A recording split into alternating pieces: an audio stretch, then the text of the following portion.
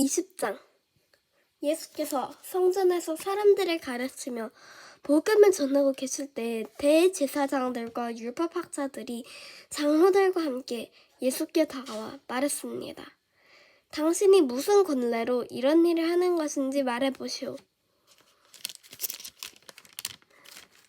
누가 이런 권세를 주었소? 예수께서 대답하셨습니다.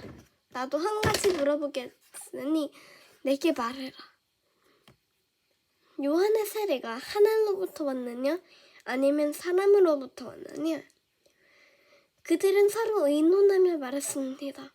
만약 우리가 하늘로부터 왔다고 하면 예수가 그러면 왜 그를 믿지 않았느냐라고 할 것이고, 사람으로부터 왔다고 하면 요한을 예언자라고 믿는 모든 백성들이 우리에게 돌을 던질 것이다.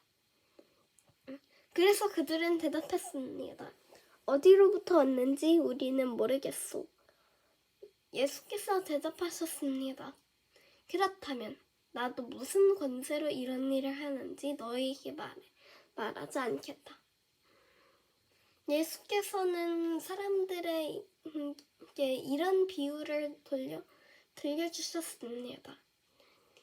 어떤 사람이 포도원을 만들어 농부들에게 세를 주고 오랫동안 떠나 있었다. 포도를 수확할 때가 되자 그는 종을 농부들에게 보내 열매 소출이 얼마를 받아오라고 했다. 그러나 농부들은 그를 때리고 빈손으로 보내버렸다. 주인은 다른 종을 보냈다. 그러나 그들은 그 종도 때리고 모욕하고 빈손으로 돌려보냈다.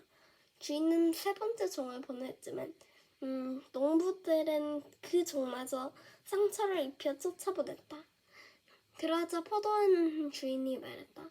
이제 어떻게 할까? 사랑하는 내 아들을 보내야겠다. 아마도 내 아들은 존중하겠지.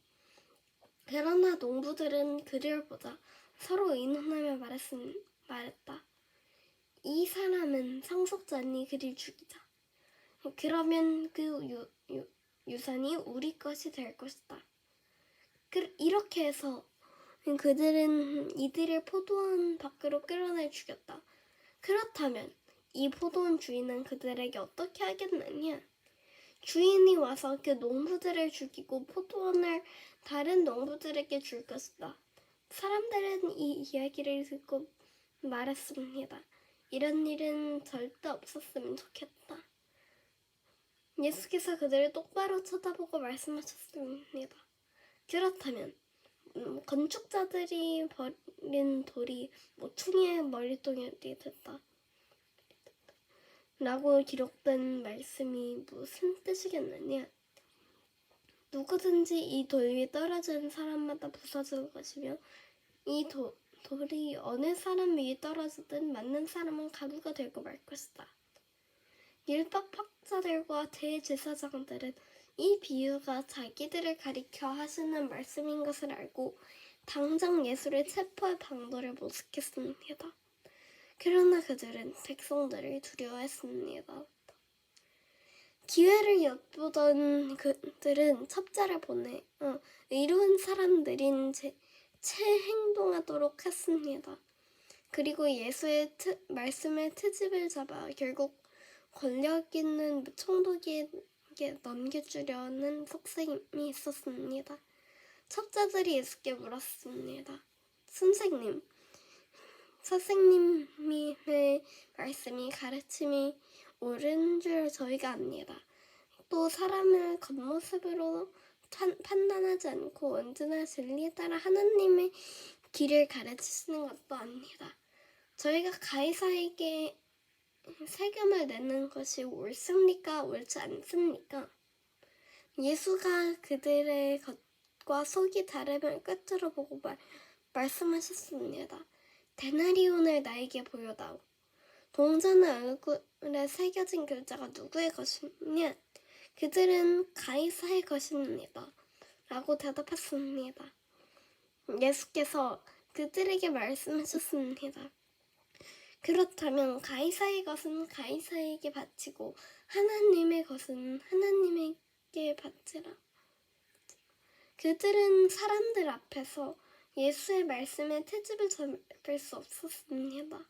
오히려 예수의 대답에 놀라 말문이 막혀버렸습니다. 부활이란 없다고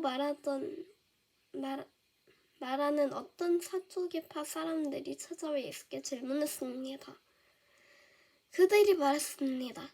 선생님, 모세의 기록에 따르면 형이 자식 없이 아내를 두고 죽고 그 동생이 과부가 된 형수와 결혼해 형 대신 자식을 낳아야 한다라고 했습니다. 그런데 7형제가 있었습니다. 첫째가 아내를 얻어서 살다가 자식 없이 죽었습니다. 둘째가 형수를 아내로 얻어 살다가 역시 자식 없이 죽었습니다. 그 다음에 셋째가 그 형수와 결혼했고, 이런 식으로 해서 7째까지 다 자식 없이 죽었습니다. 그리고 마침내 그 여인도 죽었습니다. 그렇다면 7형제가 모두 이 여인과 결혼했으니 부활 때 이 여인은 누구의 아내가 되는 것입니까? 예수께서 대답하셨습니다. 이 사람들은 시집가고 장가간다. 그러나 저 세상과 죽은 사람들 가운데 부활에 합당하고 여기지는 사람들은 시집도 가지 않고 장가도 가지 않을 것이다. 그들은 천사들과 같이 다니는 죽는 일도 없다. 그들은 부활의 자녀이므로 하나님의 자녀인 것이다. 모세도 가시떨기나무를 언급하는 곳에서 죽은 사람들이 살아나는 것을 보여주었다. 그는 주를 아브라함의 하나님, 이삭의 하나님, 야곱의 하나님이라고 부르고 있다. 하나님께서 죽은 사람들의 하나님이 아니라 살아있는 사람들의 하나님이시기 때문이다. 모든 사람이 하나님께는 살아있다. 몇몇 율법학자들이 말했습니다. 선생님, 옳은 말씀입니다. 그들은 감히 예수께 더 이상 질문할 엄두를 내지 못했습니다. 예수께서 그들에게 말씀하셨습니다. 사람들이 왜 그리스도를 다윗의 자손이라고 말하느냐? 다윗이 시편을 통해 직접 말했다.